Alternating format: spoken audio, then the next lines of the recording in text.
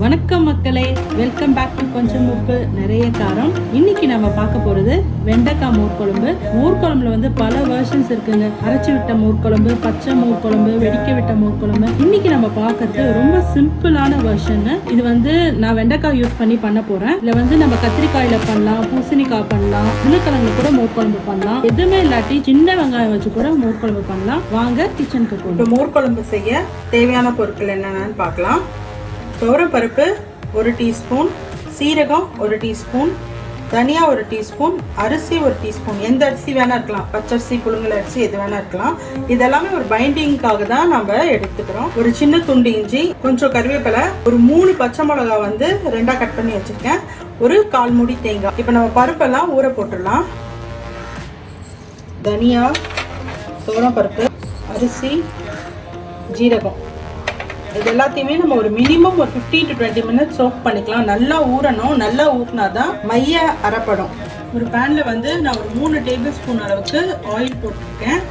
இப்போ வந்து இந்த வெண்டைக்காய் வந்து ஆட் பண்ண போறேன். இன்னைக்கு நாம பண்ண போகிறது வெண்டைக்காய் வந்து நம்ம தனியாக ஃப்ரை பண்ணி தான் போட போகிறோம். வெண்டைக்காய் நல்லா குக் ஆகி நல்லா ஃப்ரை ஆகிற வரைக்கும் நம்ம குக் பண்ணிக்கலாம். நான் ஒரு கப்பு கர்ட் எடுத்து வச்சுருக்கேன். இது வந்து நம்ம நல்லா பீட் பண்ணிக்கலாம். லம்ப்ஸ் எதுவுமே இருக்கக்கூடாது.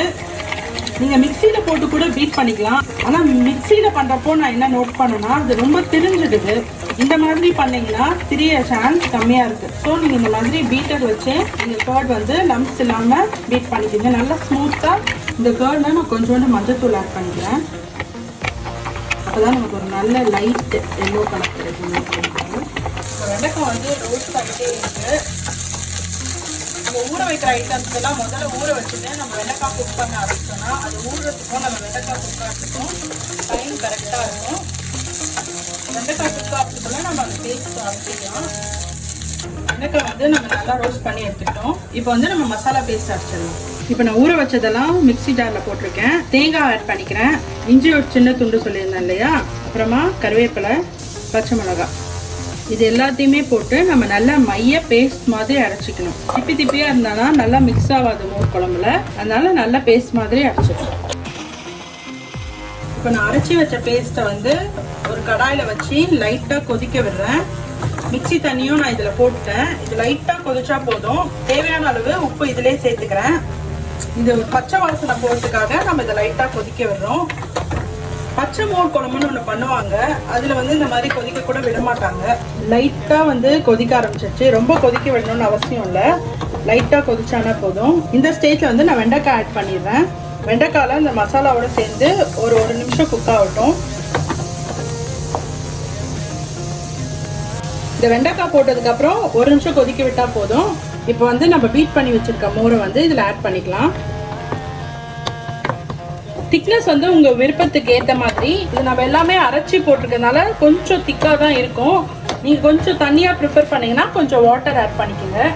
நான் வந்து திக்னஸ் வந்து இந்த அளவுக்கு அட்ஜஸ்ட் பண்ணியிருக்கேன். நான் முதலே சொன்ன மாதிரி திக்னஸ் வந்து உங்கள் விருப்பம் தான். ஒரு சிலருக்கு திக்காக பிடிக்கும், ஒரு சிலர் வந்து தண்ணியாக ப்ரிஃபர் பண்ணுவாங்க மோர் குழம்பு. பட் இது இந்த கன்சிஸ்டன்சி பர்ஃபெக்டாக இருக்கும் மோர் குழம்புக்கு. இது லைட்டாக கொதிக்க ஆரம்பித்தோடனே நம்ம ஆஃப் பண்ணிடலாம். மோர் சேர்த்துட்டு ரொம்ப நேரம் கொதிக்க விடக்கூடாது. இதை சுற்றி பபிள்ஸ் மாதிரி வரும், அந்த டைமில் இதை நம்ம நிறுத்திடலாம். இப்போ பாருங்கள், சுற்றி பபிள்ஸ் மாதிரி வர ஆரம்பிச்சிச்சு இல்லையா. இப்போ இதை நிறுத்திட்டு நம்ம தாளிச்சிடலாம். மோர் குழம்பு வந்து எப்பயுமே தேங்காய் எண்ணெயில் தாளிச்சா டேஸ்ட் நல்லாயிருக்கும். இப்போ நான் தேங்காய் எண்ணெய் தான் ஊற்றிருக்கேன். எண்ணெய் நல்லா காயிட்டோம். இப்போ நம்ம கடுகு போட்டு தாளிச்சிக்கலாம். கடுகு நல்லா பொரியட்டும். ஒரு 1/2 டீஸ்பூன் உளுத்தம் பருப்பும் போட்டுருக்கேன். இப்போ உளுத்தம் பருப்பும் போட்டிருக்கேன். அடுத்ததாக வந்து பெருங்காயம் சேர்த்துக்கிறேன்.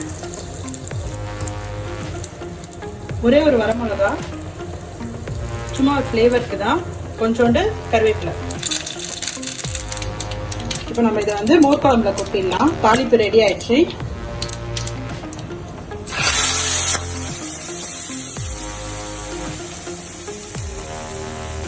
நம்ம வெண்டைக்காய் மோர் குழம்பு ரெடி ஆயிடுச்சு. வீட்டில் எந்த காய் இல்லாட்டியும் பரவாயில்ல, கொஞ்சோண்டு மோர் இருந்ததுன்னா நீங்கள் இந்த வெண்டைக்காய்க்கு பதில் வெறும் சின்ன வெங்காயம் போட்டு கூட பண்ணலாம். கண்டிப்பாக உங்கள் வீட்டில் ட்ரை பண்ணி பாருங்கள். இந்த வீடியோ உங்களுக்கு பிடிச்சிருந்தா லைக், கமெண்ட் பண்ணுங்க, ஷேர் பண்ணுங்க, அண்ட் மறக்காம சப்ஸ்கிரைப் பண்ணுங்க. உங்க ஃப்ரெண்ட்ஸ் எல்லார்கிட்டையும் சொல்லியும் சப்ஸ்கிரைப் பண்ணுங்க. தேங்க்ஸ் ஃபார் வாட்சிங்.